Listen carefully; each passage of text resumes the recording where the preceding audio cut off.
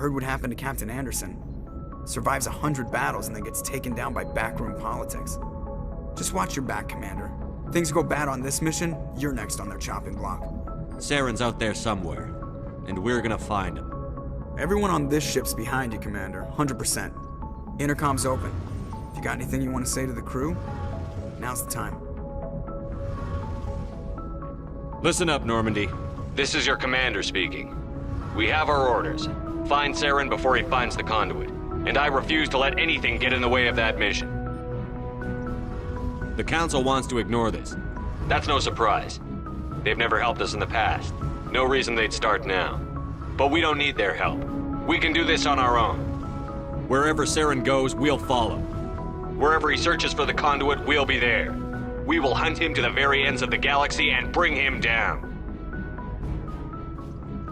None of the other species has the guts, grit, or balls to deal with this.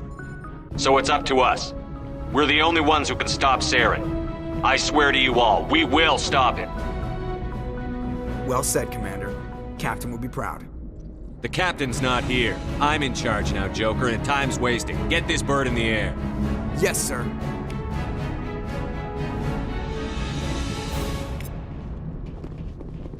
Commander, something you need? How's the Normandy performing? Is she everything they said she'd be? She's the best ship in the fleet, if you've got a pilot who knows how to handle her. Balance isn't what you'd expect. Takes a while to get used to that oversized drive core we got stuffed in the back, and her power can sneak up on you if you're not careful. The Normandy's probably too much ship for your average Alliance pilot, Commander. Lucky for you, I'm anything but average. I like to know my crew. Mind if I ask you a few questions?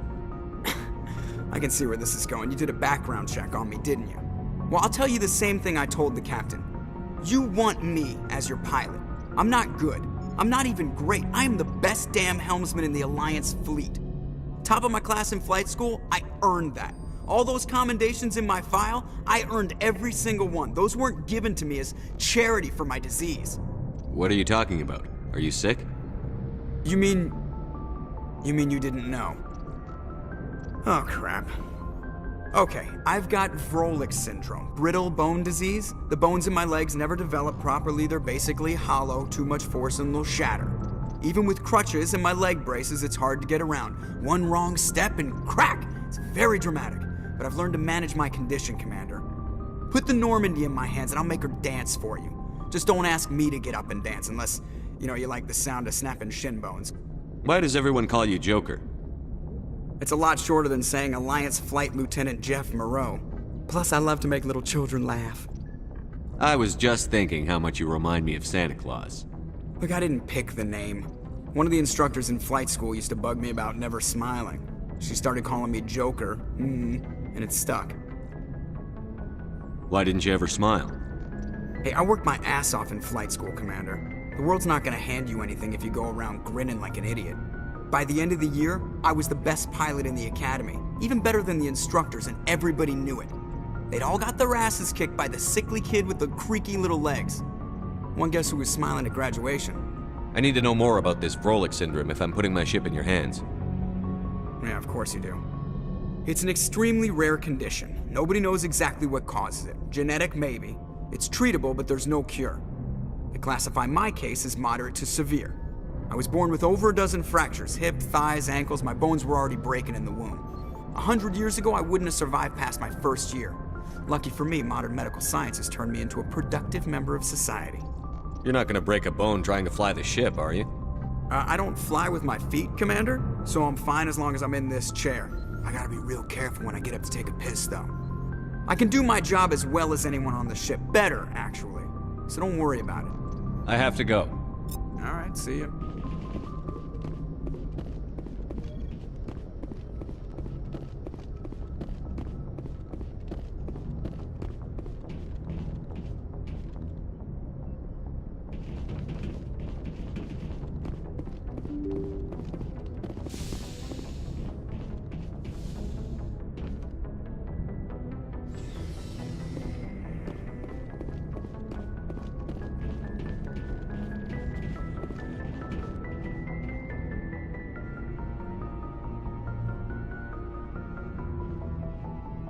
Anything you need, Commander? Just trying to get a sense of where the crew's at. Thoughts? I've wasted enough of your time for now, Commander. We'll have time for personal debriefings later. What's your opinion on the last mission? I don't see how we could have done things any better. At least not without getting to Eden Prime sooner. And we were on the scene faster than any other Alliance ship could have been. We'll talk another time, Lieutenant. Commander?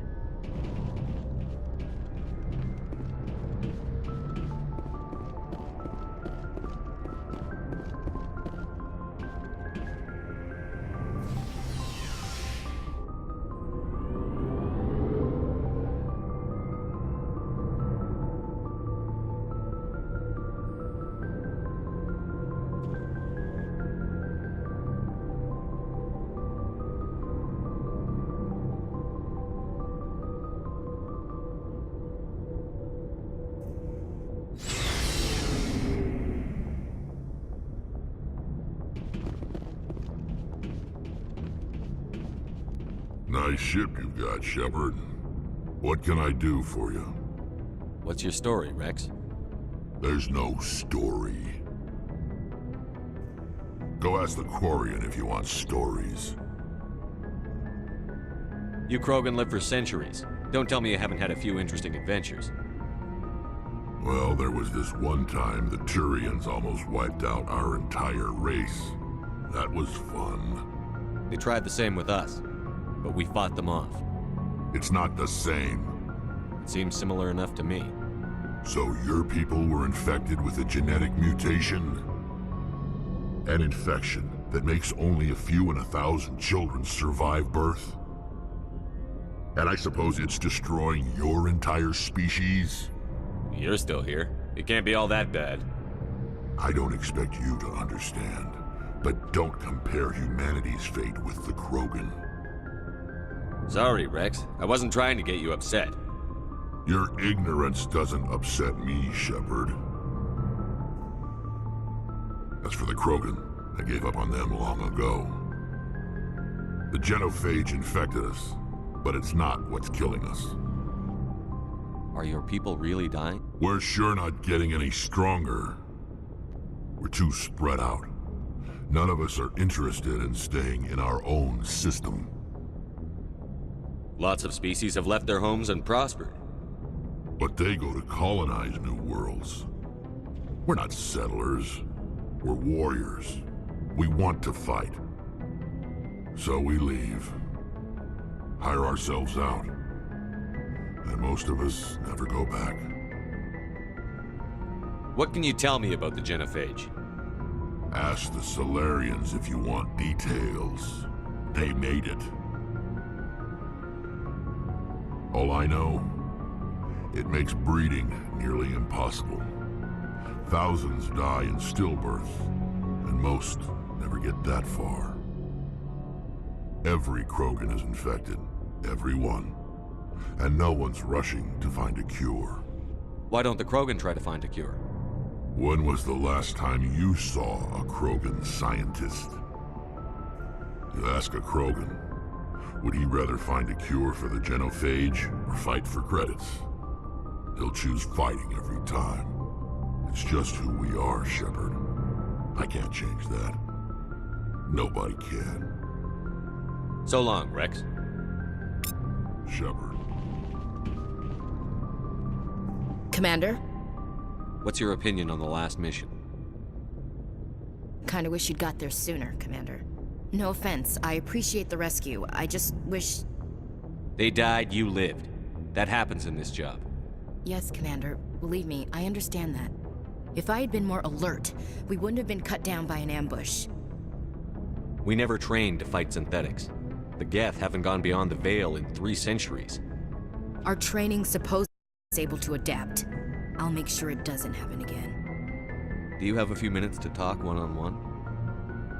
I'm sorry, Commander. I need to get my duties squared away. I wouldn't mind talking more later, though. Dismissed, Chief. Sir.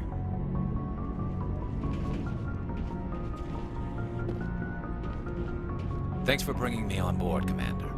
I knew working with the Spectre would be better than life at CSEC. Have you worked with a Spectre before? Well, no, but I know what they're like. Spectres make their own rules. You're free to handle things your way. At C-Sec, you're buried by rules. The damn bureaucrats are always on your back. Being a Spectre does have its advantages. Exactly my point. If I'm trying to take down a suspect, it shouldn't matter how I do it, as long as I do it. But C-Sec wants it done their way. Protocol and procedure come first. That's why I left. So you just quit because you didn't like the way they do things? There's more to it than that. It didn't start out bad, but as I rose in ranks, I got saddled with more and more red tape. C-Sec's handling of Saren was typical. I just couldn't take it anymore. I hate leaving. You did the right thing. Life's too short to sit around waiting for things to happen. Yeah, you're probably right. Either way, I plan to make the most of this. And without C-Sec headquarters looking over my shoulder, well, maybe I can get the job done my way for a change. As long as you do your job well, you're free to go about your business as you see fit.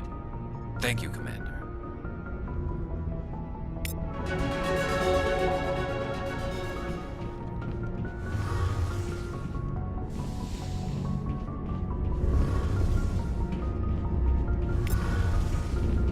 Your ship's amazing, Shepard. I've never seen a drive core like this before.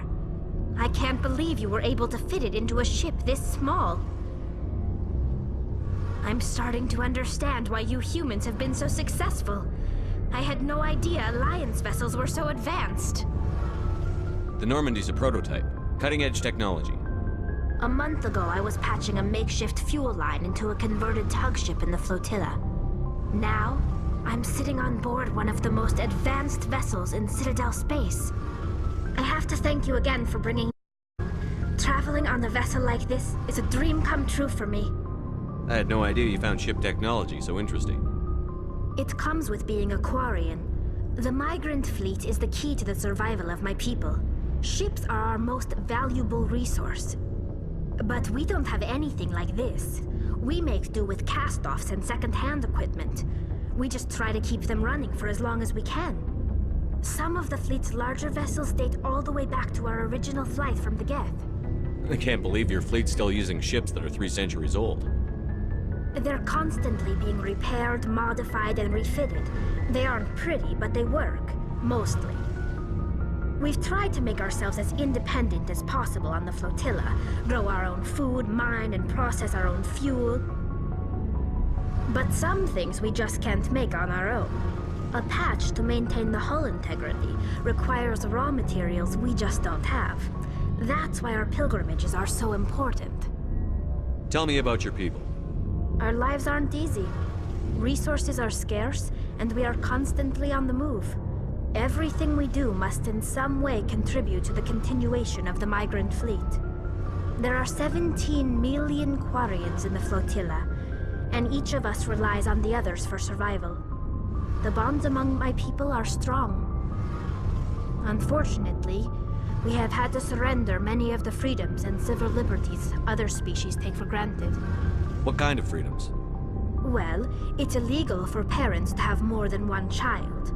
If our population grows too much, it would strain our resources to their breaking point. Of course, we also can't allow our numbers to become too few. If our population is in decline, the rule against single births is temporarily repealed.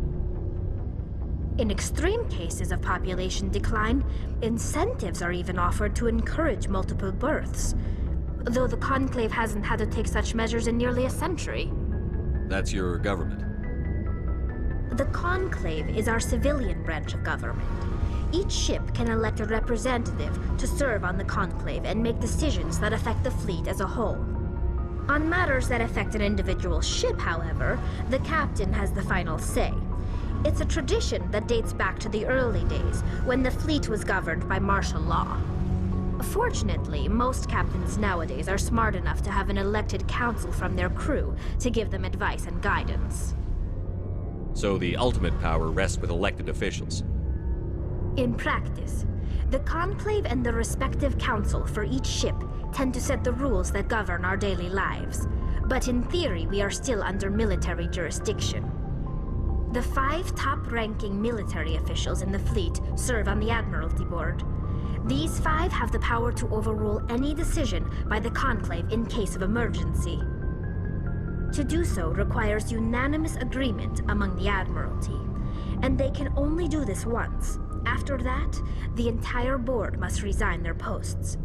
It's a safeguard that served us well. In nearly 3 centuries, the Admiralty Board has only overruled the Conclave 4 times. I want to know more about the Geth. I doubt I can tell you anything you don't already know. It's been almost 3 centuries since they drove my people into exile. All I know is the story of their origins, what they were when we created them, and how they turned on us. Interesting. The Geth were originally created to serve as an automated manual labor force. Initially, their intelligence was as limited as any VI. Over time, we made small modifications to their programming to allow them to perform more varied and complex tasks, bringing them closer and closer to true AI status. How come the Council didn't step in and stop you? This wasn't true AI research. We may have been skirting the bounds of the law, but we never did anything that was actually illegal. The changes were so insignificant, so gradual, that we were able to control them. Or so we thought. But one thing we underestimated was the power of the neural network. A million Geth thinking simultaneously created an inherently unstable matrix. So, the Geth share brain power? Many Geth's logic systems were designed to work in concert with other nearby Geth. Basically, the more of them you have in the group, the smarter they are. So there's some sort of group consciousness? No, nothing like that. They cannot share sensory data or information. Their programming cannot handle that much simultaneous input. Each Geth maintains an individual awareness and identity. The neural network only operates on a process-based level. It's basically the synthetic equivalent of a subconscious. But when they're in close proximity, they can coordinate low-level functional processes, freeing up more capacity for original or independent thought. That doesn't make any sense. I'm probably oversimplifying. The Geth are incredibly advanced and complex creations. All you need to know is that they get smarter when they gather in large numbers.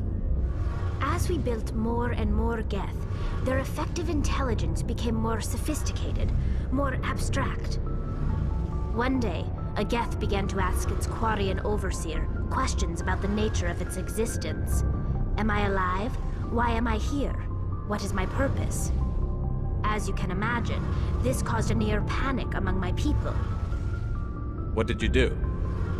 It was inevitable the newly sentient Geth would rebel against their situation. We knew they would rise up against us, so we acted first. A general order went out across all Quarian-controlled systems to permanently deactivate all Geth. The Geth responded to this order violently. You didn't really think they'd just let you destroy them without a fight, did you? The hope was that most of the Geth would still be little more than machines, incapable of organized resistance. But they had progressed much further than anyone anticipated. The war was long and bloody. Millions upon millions of Quarians died at their hands. In the end, we were forced to flee our own homeworld. We feared the Geth would pursue us, but they never came beyond the Veil. Now we drift through space, exile searching for a way to reclaim what was once ours.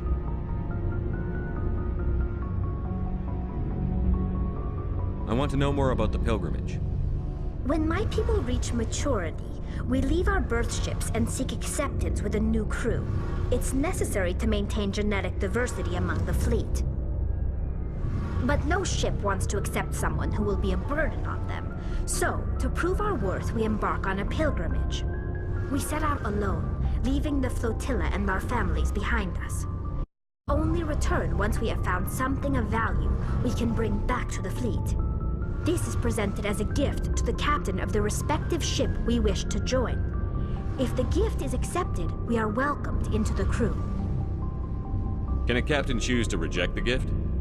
That doesn't happen often. Most captains are eager to increase the size of their crew. it increases their own standing in our society. Even when a gift is not particularly valuable, the captain usually accepts it out of a sense of tradition. However, there is a stigma to presenting a substandard gift. It's not the best way to make a good impression on a new community. Most pilgrims don't return until they find something worthwhile. I want to talk about something else. Like what? I should go. See you later. Hey, Commander, you know that Quarian, Tally? She's been spending all her time down here asking me about our engines. I'll tell her to leave you alone. What? No, she's amazing. I wish my guys were half as smart as she is. Give her a month on board and she'll know more about our engines than I do. She's got a real knack for technology, that one.